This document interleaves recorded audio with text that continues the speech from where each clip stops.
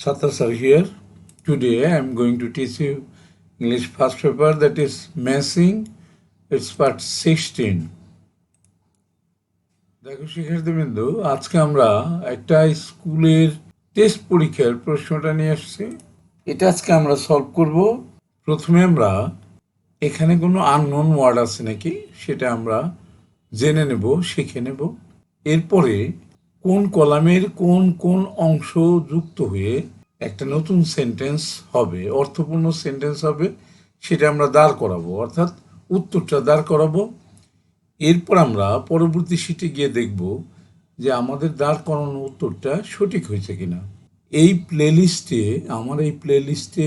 যে কয়েকটা ম্যাচিং আছে এগুলো যদি তোমরা শিখতে পারো তাহলে সামনে এসএসসি পরীক্ষায় তোমাদের অবশ্যই কমন পড়বে। নিশ্চয়ই তোমরা মনোযোগের সাথে বসেছ। মনোযোগ না দিতে পারলে এই মুহূর্তে বসো না, যখন মনোযোগ দিতে পারবা ঠিক তখন বসবা, কারণ আমরা জানি যে গভীর মনোযোগ ছাড়া কিন্তু আমরা কোনো কিছু শিখতে পারি না। ঠিক আছে, দেখো শুরু করছে। স্টিফেন হকিং একজন বৈজ্ঞানিকের নাম। He had no power, he could speak in spite of, সত্ত্বেও ফিজিক্যাল ডিসএবিলিটিস, শারীরিক অক্ষমতা। He lived with an American company. This great scientist, বৈজ্ঞানিক, ব্রেথেড, কনফাইন্ড, নিজেকে আবদ্ধ রাখা। His wife is last on March 14, 2018, provided, সরবরাহ করা, 24 আওয়ার, কন্টিনিউড, চালিয়ে যাওয়া, ওনলি থ্রু এ কম্পিউটারের মাধ্যমে, টু কন্ট্রোল হিজ বডি, তার শরীরকে নিয়ন্ত্রণ করা, হিজ রিসার্চ, গবেষণা, রিসার্চ ওয়ার্ক, অ্যান্ড 3 daughters, 3 কন্যা, নার্সিং ফ্যাসিলিটিস, সেবার সুবিধা, except his head and hands only, except মানে ব্যতীত, মাথা এবং হাতগুলো, ইন ক্যামব্রিজ, ইংল্যান্ডের ক্যামব্রিজে, with a voice synthesiser in 1972। তাহলে আমরা অর্থগুলো জেনে নিলাম। এবার আমরা দাঁড় করাবো কোন অংশের সাথে কোন অংশ যুক্ত হবে। প্রথমে আমরা এ নাম্বারটা দাঁড় করাই।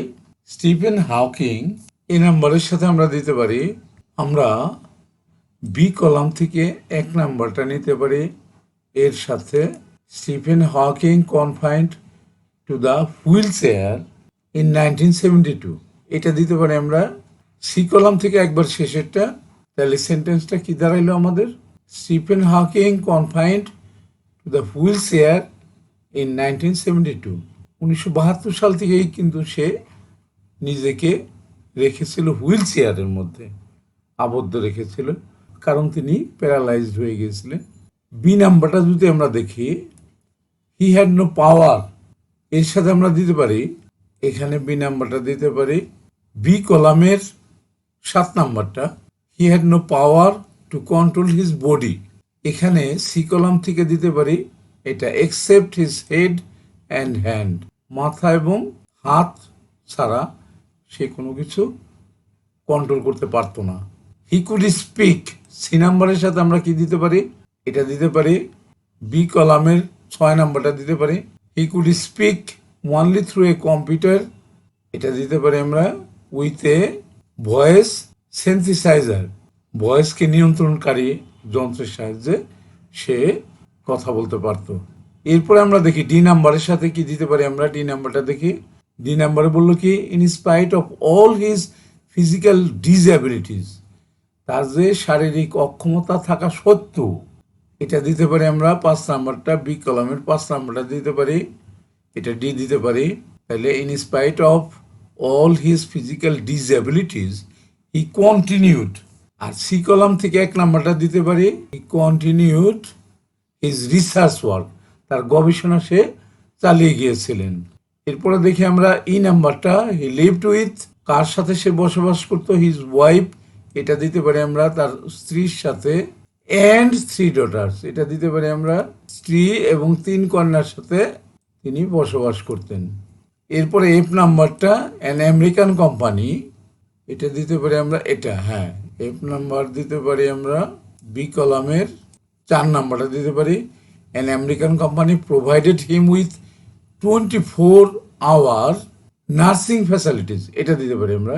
সি কলাম থেকে আমরা 3 নাম্বারটা দিতে পারি। তাহলে সেন্টেন্সটা কি দাঁড়ায়?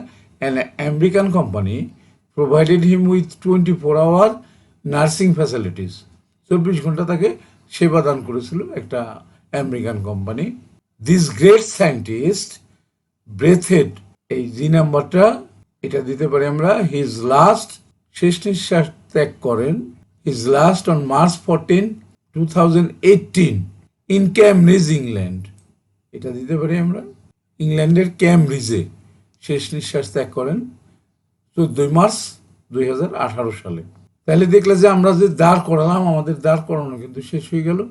এবার আমরা পরের শিটে গিয়ে দেখব যে আমরা যেটা দাঁড় করালাম সেটা আমাদের সঠিক হয়েছে কিনা। চলে যাই পরের শিটে। চলে এলাম আমরা পরের শিটে। প্রথম সেন্টেন্সটা আমরা দেখি। হ্যাঁ, এ নাম্বারটা দেখো, Stephen Hawking confined to the wheel chair in 1972, এটাই কিন্তু আগে শিটে আমরা বলেছিলাম, দাঁড় করিয়েছিলাম। বি নাম্বারটা দেখি আমরা। বি নাম্বারটা দেখো, he had no power to control his body except his hand and heads only, তার হাত এবং মাথা ছাড়া সে শরীরের অন্য কোনো কিছু নিয়ন্ত্রণ করতে পারত না। এটাই কিন্তু আগের শিটে আমরা দাঁড় করিয়েছিলাম। পরেরটা দেখে নেই। সি নাম্বারটা দেখো, he could speak only through a computer with a voice synthesiser, voice নিয়ন্ত্রণের মাধ্যমে সে কম্পিউটারের মাধ্যমে শুধু কথা বলতে পারতো। এটাই কিন্তু দাঁড় করিয়েছিলাম আমরা আগের শিটে। এবার আমরা দেখব ডি নাম্বারটা। দেখো ডি নাম্বারে কি বললো, in spite of all his physical disabilities, তার শারীরিক অক্ষমতা থাকা সত্ত্বেও he continued his research work, সে তার গবেষণা চালিয়ে গিয়েছিল। এটাই কিন্তু আমরা আগের শিটে দাঁড় করিয়েছিলাম। এবার আমরা যাব ই নাম্বারে। দেখি ই নাম্বারে আমরা কি দাঁড় করিয়েছিলাম। হি lived with his wife and 3 daughters, সে তার স্ত্রী এবং 3 কন্যার সাথে বসবাস করত। এটাই কিন্তু দাঁড় করিয়েছিলাম আগের শিটে আমরা। এবার দেখি এফ নাম্বারটা। এফ নাম্বারে কি বললো, an American company provided him with 24 hour nursing facilities, একটা আমেরিকান কোম্পানি 24 ঘন্টা তার দেখাশোনা করত। এটাই কিন্তু দাঁড় করিয়েছিলাম আগের শিটে। এবার লাস্ট ওয়ান, জি নাম্বারটা দেখি আমরা। দিস গ্রেট সায়েন্টিস্ট, এই বিখ্যাত বৈজ্ঞানিক, ব্রেথেড হিজ লাস্ট, শেষ নিঃশ্বাস ত্যাগ করেন on March 14, 2018 in Cambridge England, ইংল্যান্ডের ক্যামব্রিজে 14 মার্চ 2018 সালে তিনি শেষ নিঃশ্বাস ত্যাগ করেন। এটাই কিন্তু আমরা দাঁড় করিয়েছিলাম।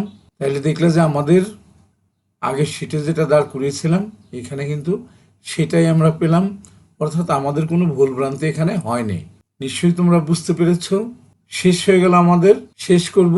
শেষ করার আগে যে কথাটা সবসময় বলে থাকি সেটা হলো, তোমরা কেউ যদি আমার চ্যানেলে নতুন হয়ে থাকো এবং আমার পড়ানো যদি বুঝতে পারো, আবারও বলছি, যদি ভালো করে বুঝতে পারো, শিখতে পারো, তোমার কাছে পছন্দ হয়, তাহলেই শুধুমাত্র তুমি আমার চ্যানেলটাকে সাবস্ক্রাইব করে দেবা। আর তাছাড়া সাবস্ক্রাইব করার কোনো দরকার নেই। তুমি ইচ্ছা করলে লাইক করতে পারো, শেয়ার করে বন্ধুদেরকে দেখাতে পারো, তুমি কমেন্টস করতে পারো। তুমি যে কোনো ধরনের কমেন্টস করলে আমি তোমার কমেন্টসের উত্তরটা দেব। আর যারা ইতিমধ্যে আমার চ্যানেলটাকে সাবস্ক্রাইব করে দিয়েছো তাদেরকে অসংখ্য ধন্যবাদ। তাদেরকে বলবো যে তোমরা প্র্যাকটিস করবা। Practice makes a man perfect, খুবই সত্য কথা। যে যত বেশি প্র্যাকটিস করতে পারবা সে পরীক্ষায় তত ভালো ফলাফল করতে পারবা। এটাই কিন্তু ভালো ফলাফল করার গোপন রহস্য। সুতরাং তোমরা অবশ্যই প্র্যাকটিস করবা। ঠিক আছে, শেষ করছি। Thank you for watching. I'm Qazi Abdul Sattar, Senior English Teacher, KCMSM High School and College, Dhaka. That's all. Thanks again and see you next.